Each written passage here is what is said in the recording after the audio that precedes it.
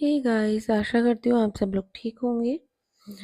आज की main question है 64वीं जीएसटी काउंसिल की बैठक में कैंसर की दवाओं पर जीएसटी दर घटाकर कितना कर दिया गया है। ए 18%, बी 28%, सी 12% या डी 5%। इसका सही आंसर है डी 5%। वित्त मंत्री निर्मला सीतारमण की अध्यक्षता में 54वीं जीएसटी काउंसिल की बैठक में कई महत्वपूर्ण फैसले लिए गए। बैठक के दौरान कैंसर की दवाओं पर जीएसटी दर 12% से घटाकर 5% कर दी गई। इसके अलावा नमकीन और स्वादिष्ट खाद्य पदार्थों पर जीएसटी दर भी 18% से घटाकर 12% कर दी गई है।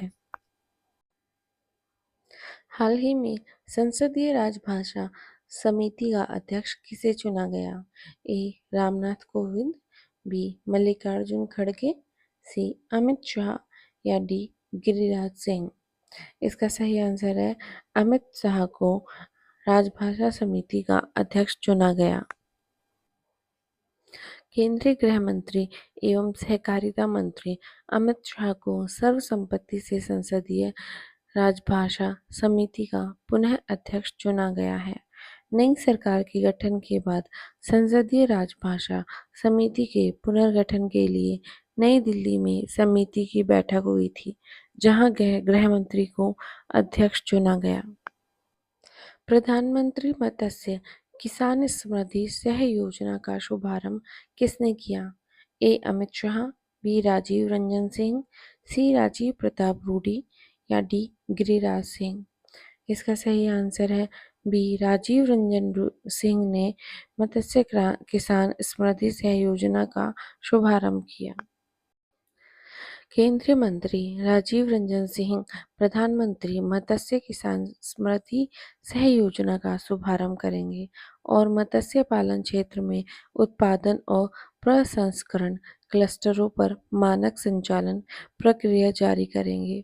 वहीं प्रधानमंत्री मत्स्य संपदा योजना एक गेम चेंजर के रूप में उभरी है, जो भारत के मत्स्य पालन क्षेत्र का अभूतपूर्व विकास और स्थिरता की ओर ले जा रही है। अखिल भारतीय आयुर्विज्ञान संस्थान एम्स ने किस शहर में एक तंबाकू निवारण क्लिनिक टीसीसी का उद्घाटन किया। ए मुंबई, बी कोलकाता, सी नई दिल्ली या डी बेंगलुरु। इसका सही आंसर है सी नई दिल्ली में भारतीय अखिल आयुर्विज्ञान संस्थान एम्स ने नए तंबाकू निवारण क्लिनिक का उद्घाटन किया। अखिल भारतीय आयुर्विज्ञान संस्थान एम्स ने नई दिल्ली में एक समर्पित तंबाकू निवारण क्लिनिक टीसीसी का उद्घाटन किया। TCC national drug dependent treatment centre NDDTC और संस्थान के पल्मोनरी क्रिटिकल और स्लीप मेडिसिन विभाग के बीच एक सहयोगात्मक प्रयास है। पेरिस पैरालंपिक 2024 के समापन समारोह के लिए किन्हें भारतीय ध्वजावाहक बनाया गया। ए कपिल परमार और हरविंदर सिंह, बी हरविंदर सिंह और प्रीतिपाल, डी सी प्रीतिपाल और नवदीप सिंह या डी नवदीप सिंह और कपिल परमार। इसका सही आंसर है बी हरविंदर सिंह और प्रीतिपाल को पैरालंपिक 2024 समारोह का भारतीय ध्वजावाहक बनाया गया। पैरालंपिक 2024 के समापन समारोह के लिए स्वर्ण पदक विजेता तीरंदाज हरविंदर सिंह और धाविका प्रीतिपाल को भारतीय ध्वजावाहक चुना गया। प्रीतिपाल 2 पैरालंपिक पदक जीतने वाली पहली भारतीय महिला पैरा एथलीट बनी है। हाल ही में नीले आसमान के लिए स्वच्छ वायु का 5वां अंतर्राष्ट्रीय दिवस जिसे स्वच्छ वायु दिवस भी कहा जाता है, किस दिन मनाया जाता है। ए 1 सितंबर 2024, बी 5 सितंबर 2024, सी 7 सितंबर 2024 या डी 10 सितंबर 2024। इसका सही आंसर है सी। 7 सितंबर 2024 को स्वच्छ वायु दिवस मनाया जाता है। राजस्थान राज्य प्रदूषण नियंत्रण बोर्ड ने 7 सितंबर 2024 को जयपुर में नीले आसमान के लिए 5वें अंतर्राष्ट्रीय स्वच्छ वायु दिवस की मेजबानी की। इस दिन को भारत में स्वच्छ वायु दिवस के नाम से भी जाना जाता है। इसके साथ ही केंद्रीय पर्यावरण, वन एवं जलवायु परिवर्तन मंत्री भूपेंद्र यादव की अध्यक्षता में राष्ट्रीय स्वच्छ वायु कार्यक्रम (एनसीएपी) का शीर्ष समिति की चौथी बैठक हुई। संयुक्त राष्ट्र ने 2019 में 7 सितंबर को नीले आसमान के लिए स्वच्छ वायु के अंतर्राष्ट्रीय दिवस के रूप में घोषित किया। 2024 का विषय है अभी स्वच्छ हवा में निवेश करें। हाल ही में अब्देल मजीद तेबोने को किस देश का राष्ट्रपति चुना गया? ए अल्जीरिया, बी ऑस्ट्रेलिया, सी ईरान या डी वियतनाम। इसका सही आंसर है ए अल्जीरिया का राष्ट्रपति चुना गया। 2024 के अल्जीरियाई राष्ट्रपति चुनाव में 78 वर्षीय राष्ट्रपति अब्देल मजीद तेबोने को भारी जीत के साथ फिर से चुना गया। चुनाव प्राधिकरण के प्रमुख मोहम्मद चारफी के अनुसार उन्हें 94.65% वैध वोट मिले। चुनाव 7 सितंबर 2024 को हुआ, जिसमें 25 मिलियन पात्र प्रतिभागियों में से 5.6 मिलियन मतदाता शामिल हुए। राष्ट्रपति टेबोने को दूसरे 5 साल के कार्यकाल के लिए फिर से चुना गया।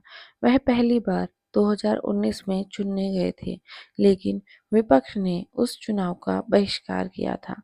सैन्य समर्थित माने जाने वाले तेबोने ने प्रतिद्वंदियों अब्देला अली हसनी शरीफ और यूसुफ ओ चीची को हराया, जिन्हें क्रमशः 3% और 2.1% वोट मिले। स्वच्छ वायु सर्वेक्षण (एसवीएस) 2024 में किस शहर ने प्रथम स्थान हासिल किया है? ए जयपुर, बी सूरत, सी कोलकाता या डी वाराणसी। इसका सही आंसर है बी। सूरत ने स्वच्छ वायु सर्वेक्षण में प्रथम स्थान हासिल किया। सूरत, जो पहले 13वें स्थान पर था, ने स्वच्छ वायु सर्वेक्षण (एसवीएस) 2024 में पूरे भारत के 131 शहरों में पहला स्थान हासिल किया। शहर ने 200 में से 194 अंक हासिल किए और 2023-24 में पीएम 10 के स्तर पर 12.71% की कमी की।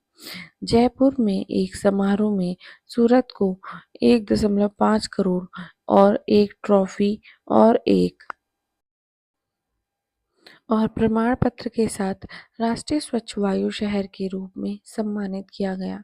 सरकार द्वारा शुरू किए गए स्वच्छ वायु सर्वेक्षण का लक्ष्य वायु कणों में 30% की कमी करना है और अपशिष्ट प्रबंधन, धूल उत्सर्जन और सार्वजनिक जागरूकता के आधार पर शहरों का मूल्यांकन करना है। 2024 पेरिस पैरालंपिक में भारत ने कितने पदक जीते? ए 15, बी 20, सी 25 या डी 29। इसका सही आंसर है डी 29 पदक जीते। 17वें पेरिस पैरालंपिक का समापन 8 सितंबर 2024 को स्टेड डी फ्रांस, पेरिस में एक समारोह के साथ हुआ। यह अंतर्राष्ट्रीय पैरालंपिक समिति द्वारा आयोजित 28 अगस्त से 8 सितंबर 2024 तक आयोजित किया गया था। 18वां ग्रीष्मकालीन पैरालंपिक 2028 में अमेरिका के लॉस एंजल्स में होगा। भारत ने 2020 टोक्यो पैरालंपिक के 19 पदकों को पीछे छोड़ते हुए रिकॉर्ड 29 पदक जीते। चीन 220 पदकों के साथ पदक तालिका में शीर्ष पर है, जबकि भारत 18वें स्थान पर है। समापन समारोह में हरविंदर सिंह और प्रीतिपाल भारत के ध्वजावाहक थे। हाल ही में खबरों में रही सुकन्या समृद्धि योजना किस वर्ष शुरू की गई थी? ए 2014, बी 2015, सी 2018 या डी 2020? इसका सही आंसर है बी 2015 में सुकन्या समृद्धि योजना शुरू की गई थी। सरकार ने सुकन्या समृद्धि योजना एसएसवाई के लिए नए नियम पेश किए जो 1 अक्टूबर 2024 से प्रभावी हैं। बेटी बचाओ बेटी पढ़ाओ अभियान के तहत 2015 में शुरू की गई एसएसवाई बालिकाओं के लिए एक छोटी जमा बचत योजना है। अभिभावक अपनी बच्ची के लिए एसएसवाई खाता खोल सकते हैं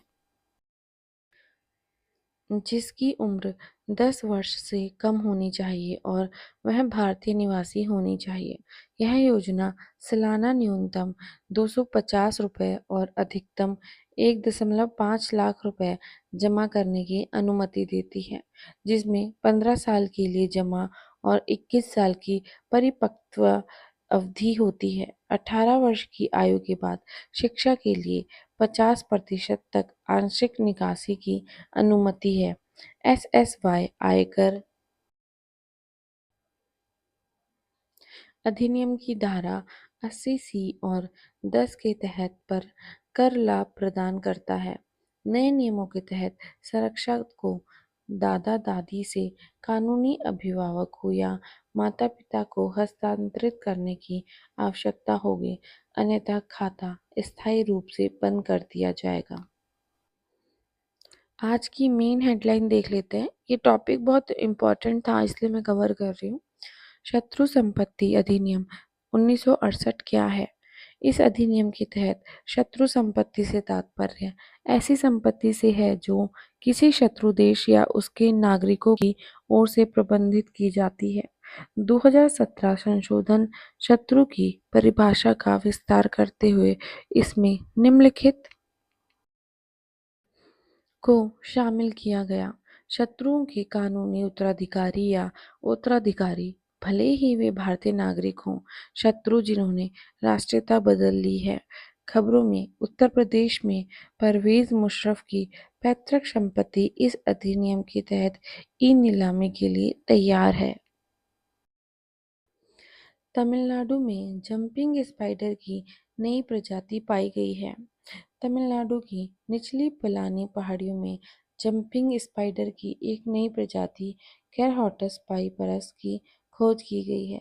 इस खोज के साथ ही भारत में कैरहॉटस प्रजातियों की कुल संख्या 10 हो गई है, जबकि विश्व स्तर पर 37 ज्ञात है।